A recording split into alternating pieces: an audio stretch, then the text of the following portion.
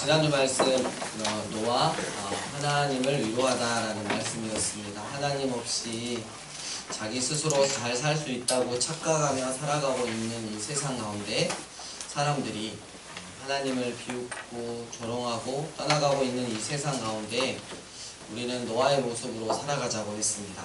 늘 하나님과 바른 관계를 맺고 하나님 앞에서 살아갈 뿐만 아니라 하나님께 위로가 되는 하나님의 성숙한 자녀가 되자고 했습니다.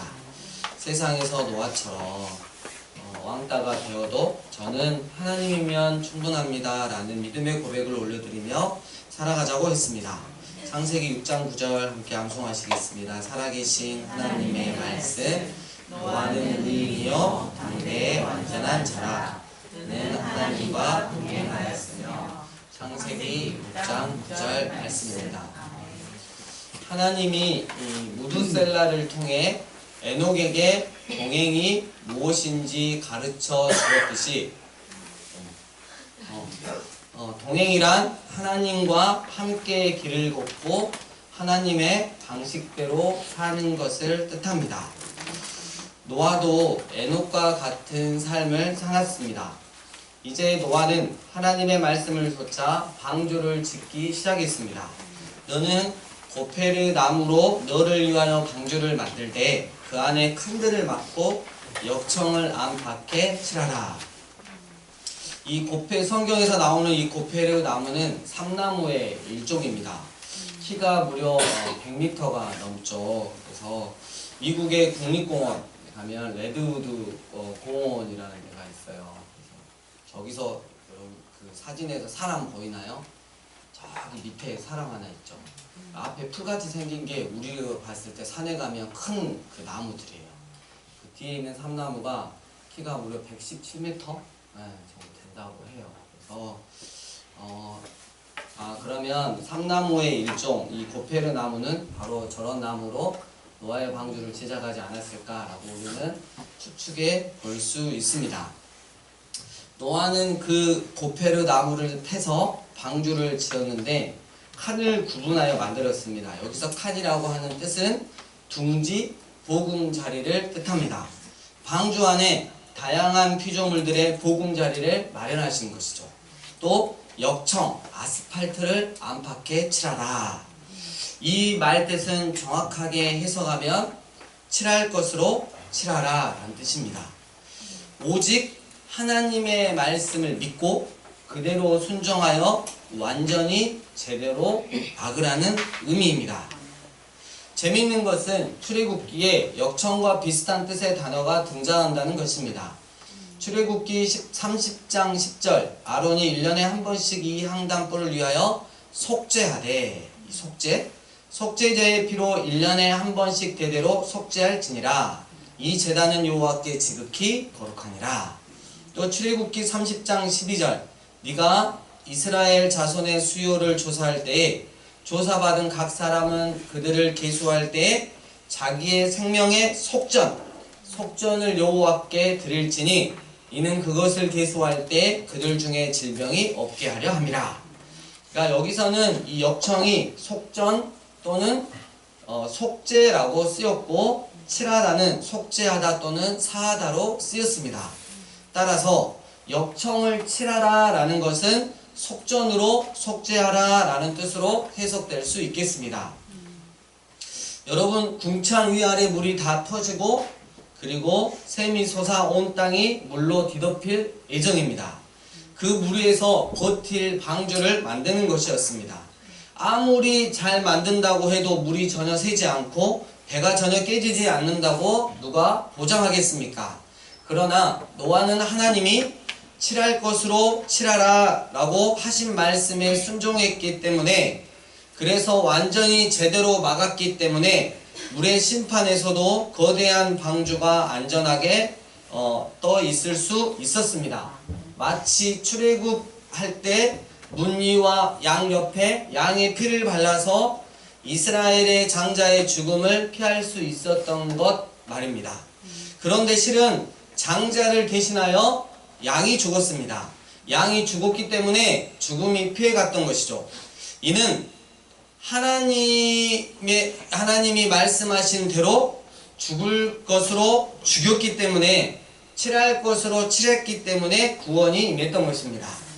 만일 이스라엘이 문 위와 문 양 옆에 양의 피 대신에 염소의 피를 발랐다면 어떻게 되었을까요? 염소만 억울하게 희생되고 장자가 죽었을 것입니다. 문 위에와 양 옆에 피를 발랐는데도 말입니다. 왜 그렇습니까? 하나님이 말씀하신 칠할 것으로 칠했지 않았기 때문입니다. 여러분, 피를 바르는 게 중요한 것이 아니라 하나님의 말씀에 순종하는 것이 중요하다는 것입니다. 유월절 어린 양의 피가 있어야 구원을 받을 수 있습니다. 마찬가지로 우리에게 예수 그리스도의 십자가의 보혈이, 대속의 보혈이 있어야 우리는 구원을 받을 수 있고 영원한 하나님의 나라를 상속받을 수 있습니다. 아멘. 칠할 것으로 칠해야 구원을 받을 수 있는 것입니다. 노아의 방주가 단순히 자신이 만들어 놓은 설계도에 따라서 지어지지 않고 하나님이 말씀하신 재료와 방법대로 지어졌기 때문에 구원의 방주가 될 수 있었습니다. 노아가 만든 방주의 크기는 어마했습니다. 우리 6장 15절에서 17절 함께 다시 읽겠습니다. 네가 만들 방주는 시작. 네가 만들 방주는 이러하니 그 길이는 300규빗, 너비는 50규빗, 높이는 30규빗이라. 거기서 창을 내되 위에서부터 한 규빗에 내고 그 문은 옆으로 내고 상주마 3층으로 할지니라. 내가 홍수를 땅에 일으켜 무릇 생명의 기운이 있는 모든 육체를 천하에서 멸절하리니 땅에 있는 것들이 다 죽으리라. 길이가 136.8m, 너비가 22.8m, 높이가 13.7m, 약 아파트 5층 되는 높이입니다. 우리 강주의 오치에 가면 새순교회가 있어요. 예, 그 이전에 목사님께서 그 교회 건물을 지을 때 노아의 방주 사이즈로 이렇게 셌어요. 그래서 궁금하다 싶으면 오치 가셔가지고 교회 크기를 보시면 아, 방주가 이만큼 컸구나라는 걸 아실 수 있겠습니다. 그 높이는 천장에서부터 1규빗, 약 46cm 아래에 창을 내되 옆으로 내고 3층으로 지으라고 하셨습니다. 모두가 1년 정도 갇혀 지내야 했으니 그 정도 높이는 되어야 했을 것입니다. 하나님이 홍수를 일으켜 천하에서 모든 생명을 멸하리라고 하셨을 때 과연 노아는 홍수가 어느 정도의 규모가 될지 짐작이나 했을까요? 아직 겪어보지 않은 일이기에 모든 것이 막연했을 것입니다. 우리도 마찬가지입니다. 주님의 다시 오심을 기다리지만 언제 오실지는 알 수 없습니다.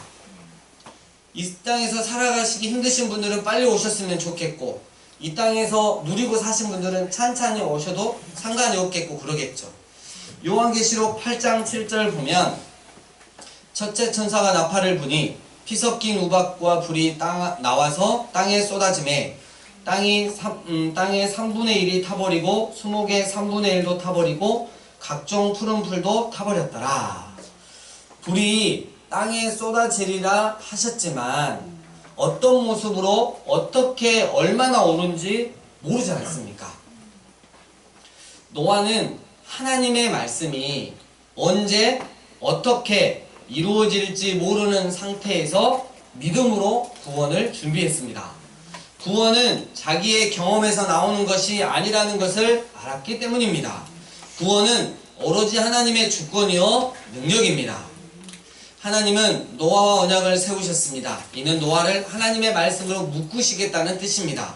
우리 18절에서 20절 함께 읽겠습니다. 그러나 시작. 그러나 노아는 내가 내 언약을 세우리니 너는 내 아들들과 내 아내와 내 며느리들과 함께 그 방주로 들어가고 여기 있는 모든 생물을 너는 각기 양수 한 쌍씩 방주로 이끌어들여 너와 함께 생명을 보존하게 하되 새가 그 종류대로 가축이 그 종류대로 땅에 기는 모든 것이 그 종류대로 각기 그씩 내게로 나오리니 그 생명을 보존하게 하라. 아멘. 20절에 반복해서 나오는 종류대로가 눈길을 끕니다. 어디에서 많이 봤던 단어 아닙니까? 그렇습니다. 세상을 창조하신 다섯째, 여섯째 날에 생물을 각기 종류대로 지으셨다고 수차례 반복해서 말씀하신 적이 있습니다. 왠지 천지창조의 느낌이 나지 않습니까? 이것은 뭘 의미합니까? 비록 하나님이 홍수를 일으켜 모든 육체를 천하에서 멸망시켜 아주 없애기로 하셨으나 그 후 새로 만드시는 것이 아니라 피조물들을 보존하기 원하셨다는 것을 의미합니다. 창조 당시의 피조물들이 망가지지 않게 보존하기를 원하셨던 것입니다. 그래서 방주에 들어갈 동물들을 종류대로 넣으라고 말씀하셨던 것입니다. 즉 암수를 넣음으로써 피조물들이 생육하고 번성하기를 원하셨던 것입니다. 창세기 6장 19절 혈육이는 모든 생물을 너는 각기 암수 한 쌍씩 방주로 이끌어들여 너와 함께 생명을 보존하게 하되. 그런데 7장에서는 방주로 이끌어들이는 짐승의 수가 달라집니다. 창세기 7장 2, 3절 너는 모든 정결한 짐승은 암수 7씩 부정한 것은 암수 2씩을 내게로 데려오며 공중의 새도 암수 7씩을 데려와. 이것은 6장 19절보다 더 구체적인 하나님의 지시라고 할 수 있겠습니다. 여기서 우리가 질문할 수 있겠습니다. 정결한 짐승과 부정한 짐승을 나누는 기준은 무엇입니까? 정답은 특별한 기준이 없습니다. 단순히 더럽다는 뜻이 아니라 정한 것과 그렇지 않은 정도의 구분입니다. 마치 1급 청정수와 2급 청정수와 같은 느낌이에요. 그런데 여기서 중요한 하나님의 가르침이 있습니다. 성경에서 7은 완전수이고 완전수는 구별된, 즉 거룩함을 뜻합니다. 그러니까 하나님은 노아에게 구별된, 즉 거룩함을 가르치시기를 원하셨던 것입니다. 이는 태초에 아담과 하와에게 선악과를 주셨던 것과 마찬가지입니다. 선악과라는 특정한 나무가 따로 있었던 것이 아니듯이 하나님이 지명하신 것을 기준으로 정한 것과 부정한 것, 즉 거룩한 것과 덜 거룩한 것을 구분했을 뿐입니다. 부정한 동물은 그 자체가 더러운 게 아니라 하나님이 부정하다 하셨기 때문에 부정한 것입니다.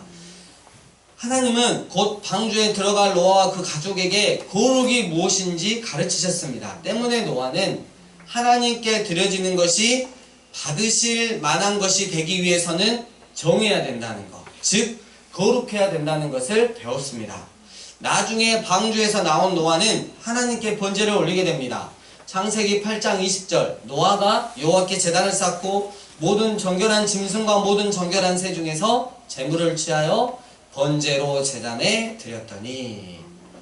이것을 다시 적용해 보면 하나님은 거룩하심으로 당신이 정결하다고 구별한 것만 받으신다. 때문에 하나님의 자녀인 나는 정결해야 되고 구별되어야 하고 거룩해야 한다. 나는 결국 거룩을 통해서 하나님을 닮아가야 한다. 하나님을 닮아가는데 방해되는 것을 버려야만 합니다. 이 땅에 살면서 하나님을 닮아가려면 버려야 할 것이 있다는 것을 가르쳐 주신 것입니다. 잘라내야 할 것, 그만해야 할 것, 버려야 할 것이 있다는 거죠. 이 땅에서의 삶의 선택의 연속일 수밖에 없습니다. 이 땅에서는 마귀가 때문에 끊임없이 공격합니다. 컴퓨터 게임을 하는 것이 죄인가요? 무조건 죄는 아닙니다. 그러나 경우에 따라서는 죄가 될 수 있다는 거죠. 건전한 게임이 아닌 굉장히 폭력적이고 선정적이라면, 또 다음날 중요한 시험이 있는데도 하나님께 예배를 드려야 하는데도 밤늦게까지 그 게임을 하는 것은 분명히 죄입니다. 저는 지금 권웅이를 두고 하는 말이 아니라 일반적으로 하나의 예를 들어서 하는 거예요. 권웅이가 상처받지 않았으면 좋겠습니다. 그리고 잘 잘라냈으면 좋겠습니다.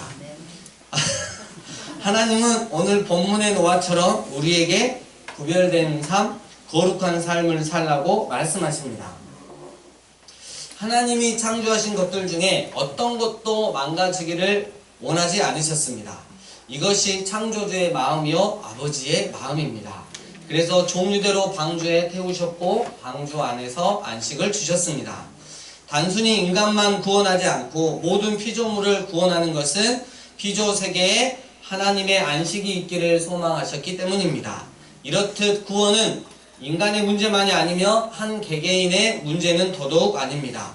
구원은 모든 피조물이 바라는 바입니다. 하나님은 노아에게 말씀하셨습니다. 말씀에 순종하는 자가 의인이며 하나님과 동행하는 자다. 순종하지 않는 자는 악인이며 하나님을 거스리는 자다. 이것을 가르치시기 위해 방주에서 정한 것과 부정한 것을 구별하셨던 것입니다. 노아는 방주를 지으라는 말씀을 들은 순간부터 방주에 들어가기까지 거룩을 선택하는 법을 배웠고 하나님과 동행하였습니다. 그 부패하고 죄악이 가득한 세대에서 120년 동안 하나님의 말씀을 살아나기 위해 세상으로부터 왕따가 되기를 기꺼이 선택했습니다. 언제 일어날지 알 수 없는 일을 대비하여 말씀대로 방주를 짓느라 내내 바보 취급을 받아야 했습니다. 그러나 하나님은 그가 하나님 앞에 의로움을 보셨다고 하셨습니다. 하나님으로부터 인정받은 것입니다. 여러분, 선택의 연속인 삶에서 믿음의 선택을 하고 그 선택을 지키기 위해 싸우는 것이 바로 거룩입니다. 아멘. 아멘. 방주에 실릴 피조물들을 위해 하나님은 노아에게 먹을 모든 양식을 내게로 가져다 저축하라고 하셨습니다. 모든 피조물이 1년 동안 먹을 양식이니 얼마나 그 종류가 다양하고 많았겠습니까? 게다가 사자나 호랑이는 먹거리를 어떻게 해결했을까요? 방주에 갇힌 동안 서로 금식하자고 참자고 했을까요? 어떻게 연약한 동물들이 맹수와 한배를 탈 수 있었을까요? 답은 간단합니다. 그때는 약육강식, 약자의 살은 강자의 먹이가 된다. 이 시대가 아니었습니다.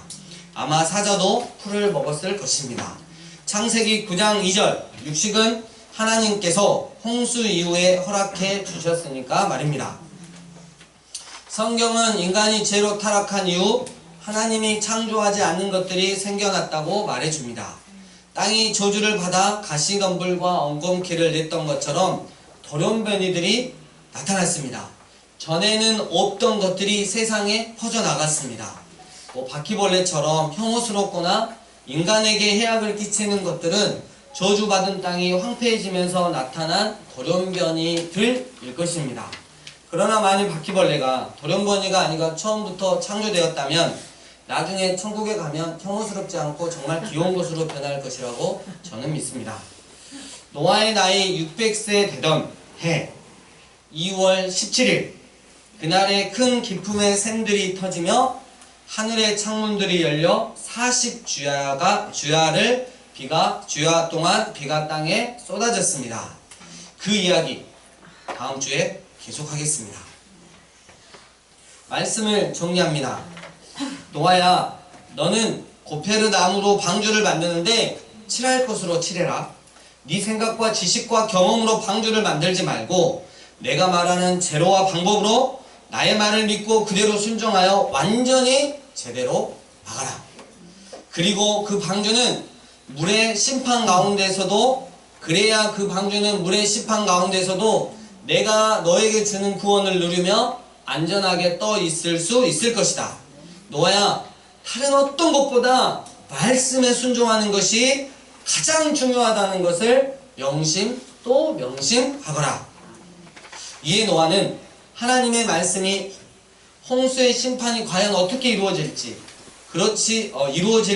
또 그렇지 않을지 모르는 상태에서 오직 믿음으로 구원의 방주를 준비했습니다. 그래, 구원은 나의 경험이나 나의 능력에서 나오는 것이 아니지. 구원은 오직 하나님의 절대 주권이고 하나님의 은혜이고 하나님의 능력이지.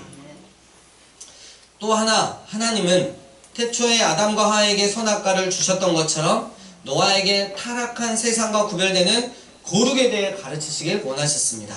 거룩은 하나님을 닮아가는 것인데 이 땅에 살면서 하나님을 닮아가려면 정리해야 하고 포기해야 하고 버려야 할 것이 있다는 것입니다. 이것을 가르치시기 위해 하나님은 정한 것과 부정한 것을 구별하셨습니다. 노아는 하나님께 거룩을 선택하는 방법을 배웠고 기꺼이 하나님의 말씀에 순종하여 하나님과 동행하였습니다.